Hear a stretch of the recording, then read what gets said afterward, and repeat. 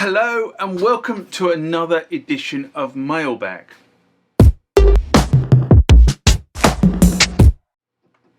What is Mailbag? Well, Mailbag is a feature of the channel where you guys leave lots of comments on the channel and I attempt to answer those comments, or if I can't answer those comments, I throw it out to you guys who have more knowledge on some of this stuff than I do.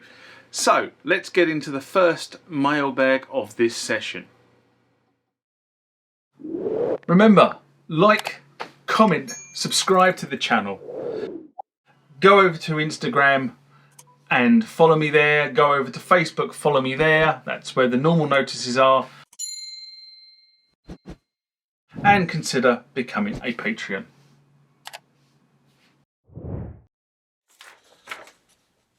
Next comment question comes from Mr. Don Key.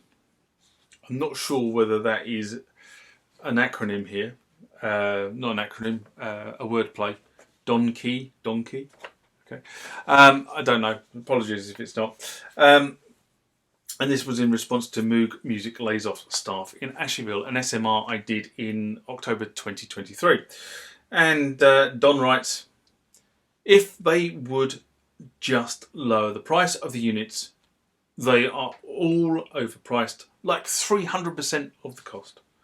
More people would buy it, meaning more revenue growth and therefore stable profit.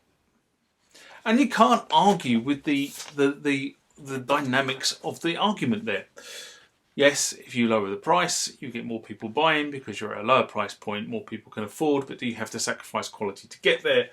But if you have more people buying at a slightly slower margin, you can actually increase your revenue and potentially your profit of your company in the same way. It's a very, very, as I said, I've been involved in trying to bring a product to market, and this whole price equations thing is a very, very interesting subject to get into, is trying to pitch what do you think it's actually going to cost you to get the product to market, and therefore how much do you have to sell it for to actually recover your costs, and what's your unit value to recover costs and put the company in the black. Anyway, but you see, there are those that believe that cost is actually a different differentiator. Those that can afford a nice shiny X and those that can't. Some companies are not driven necessarily by making massive profits. These companies tend to be privately owned, such as Moog Music Inc. was, and do not have to deal with dividend and return hungry shareholders.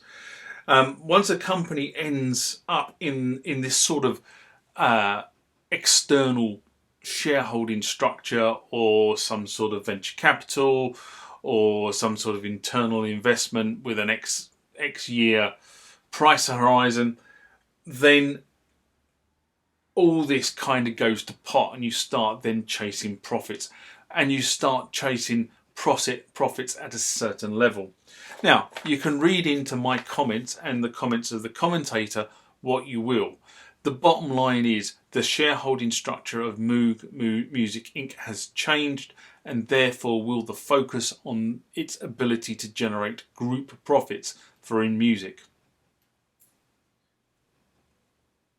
Next comment or question comes from JT Cappy 7742 and is in response to LUMA-1.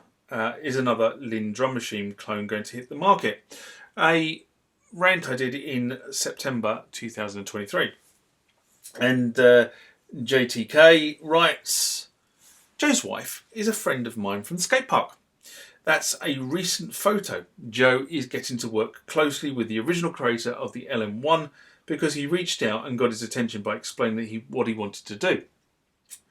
They have some legit manufacturers helping get the machines built, and some legit artists reached out to buy them. I really can't wait to see when these come out.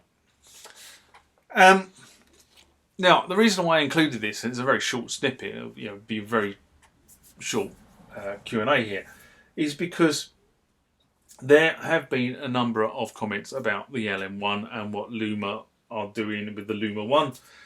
It's very clear that Roger Lynn is involved in the project from the photographs and also from other commentary that's been posted on the internet, Roger Lynn is definitely involved in this project.